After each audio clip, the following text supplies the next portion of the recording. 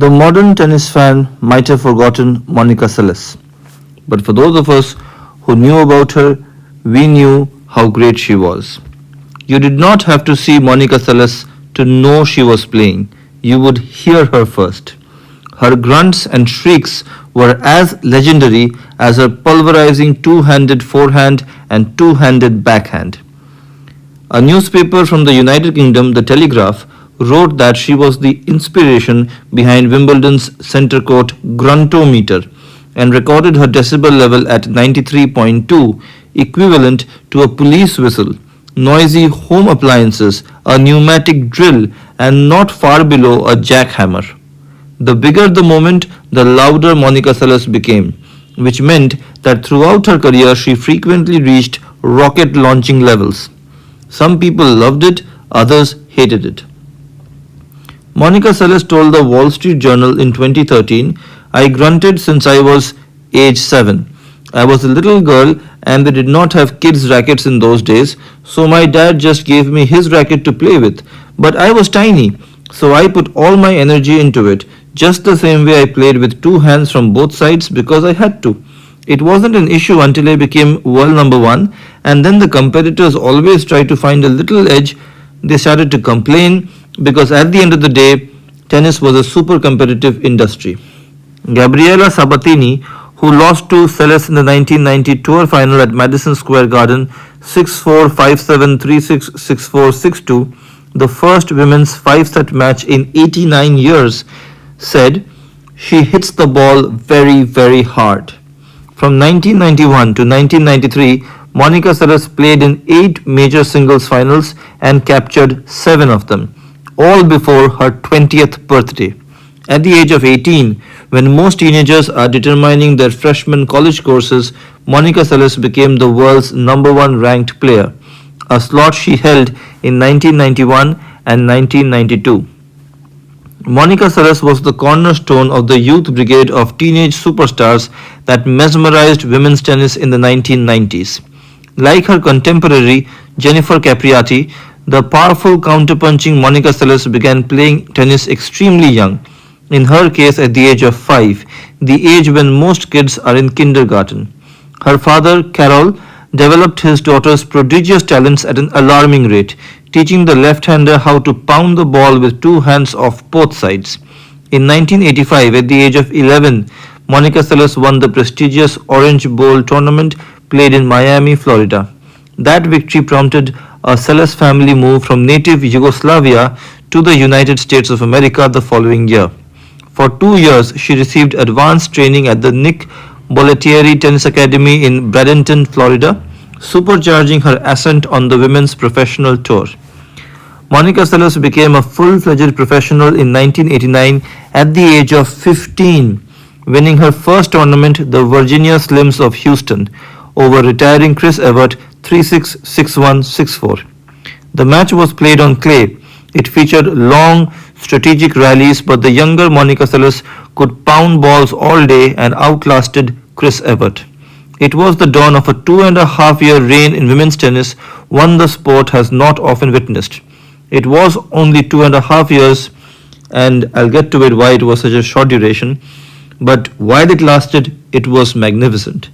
In 1990, at the age of 16 years and 6 months, Monica Seles became the then youngest major champion in history, winning the French Open by staving off 4 set points in the first set tiebreaker to defeat Steffi Graf 7-6, 6-4. Monica Seles had the distinction of holding 3 straight French Open titles from 1990 to 1992 and 3 straight Australian Open championships from 1991 to 1993. In 1992, Monica Seles reached the finals of all 4 major singles championships. Monica Seles was incomparable in her pursuit of major championships. She won 6 straight major finals: 1990 French Open, 1991 Australian Open, 1991 French Open, 1991 US Open, 1992 Australian Open, and 1992 French Open. When winning the French Open a third straight time in 1992, she became the first three-peat since Hilde Krawinkel-Sperling in 1937. The tenacity Seles showed on court was palpable. Her grunts on every shot were a sign of extreme effort being heard and felt. Her energy in hitting every ball with power, pace, and directional skill had her opponents struggling to transfer from defensive into offensive tennis. Those who tried to match velocity with Seles saw the dynamo raise her power a notch. Given her penchant for attacking, any balls that were returned short or softly were drilled for winners. In her 9 major singles championships, Monica Seles won in straight sets 6 times. Yana Novotná took her 3 sets at the 1991 Australian Open, and Steffi Graf pushed Seles hard twice at the 1992 French Open, her closest major victory, and at the 1993 Australian Open. In shorter major finals, Monica Seles was a veritable buzzsaw, disposing Arantxa Sanchez Vicario at the 1991 French Open 6-3, 6-4, Martina Navratilova at the 1991 US Open 7-6, 6-1, Mary Jo Fernandez at the 1992 Australian Open 6-2, 6-3, Sanchez Vicario again at the 1992 US Open 6-3, 6-3, and Anke Huber at the 1996 Australian Open 6-4, 6-1. Until she was defeated by Martina Hingis at the 1999 Australian Open, Monica Seles had won 33 straight matches in Melbourne, the longest unblemished streak in tournament history at that time.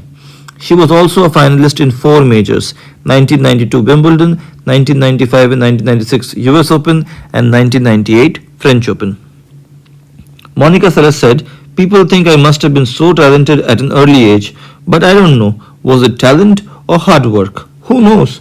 To get to the top, you have to want to play all day, every day."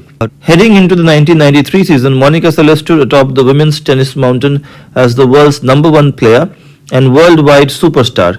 But in a few short months, she took a dramatic fall, through no fault of her own. On 30th April, she was playing a quarter-final match against Magdalena Malieva in Hamburg, Germany. And trigger warning, this might get a bit graphic. An obsessed Steffi Graf fan, Gunther Pasch, ran through the stands during a changeover break, leaned over the edge of the court, and stabbed Seles between her shoulder blades with a boning knife. The horrific incident caused Monica Seles to take a 2-year hiatus from tennis and caused the establishment to revisit security measures during tennis matches. Though she never returned to her previous greatness, her return to the tour was newsworthy. Sports Illustrated featured her on its July 17, 1995 cover, reflecting on her 2-year absence from a game she dominated. In her 2-year recuperation period, Monica Seles grew 2 inches, reaching nearly 6 feet. Monica Seles joked that she ate a lot of spinach and had a late growth spurt as she rested, providing her with fuel in her tank to reach the semi-finals of the 1995 and 1996 US Open, winning the Australian Open title in 1996 and advancing to the French Open Championship match in 1998. In 1994, Monica Seles had become a United States citizen, allowing her to join the American team in Federation Cup play. She led the US to titles in 1996, 1999 and 2000. She played Hopman Cup for Yugoslavia in 1991 and for the US in 2001 and 2002, winning the team competition in 1991. She competed in the Olympics in both 1996 in Atlanta and 2000 in Sydney, winning a bronze medal in singles in 2000 over Aussie Jelena Dokic 6-1, 6-4. From 2005 until late 2007, Monica Seles reduced her tour schedule, injuries, and the grind of professional tennis taking its toll. She officially retired in February 2008 at the age of 34, though her last professional match was in 2003. It was a majestic run for Seles, compiling a 595 wins to 122 defeats record. She won 53 tournaments in singles and 6 in doubles. Monica Seles won 86% of her matches in the majors and captured the tour finals 3 straight years, 1990, 1991 and 1992. She also won 10 singles tournaments in both 1991 and 1992. Against players ranked in the world top 10, including Sabatini, Capriati, Sanchez Vicario, Mary Pierce, Mary Jo Fernandez, among others, Seles had a decided edge in her all-win record, leading Tennis Magazine to rank her 13th top male or female tennis player in the history of tennis.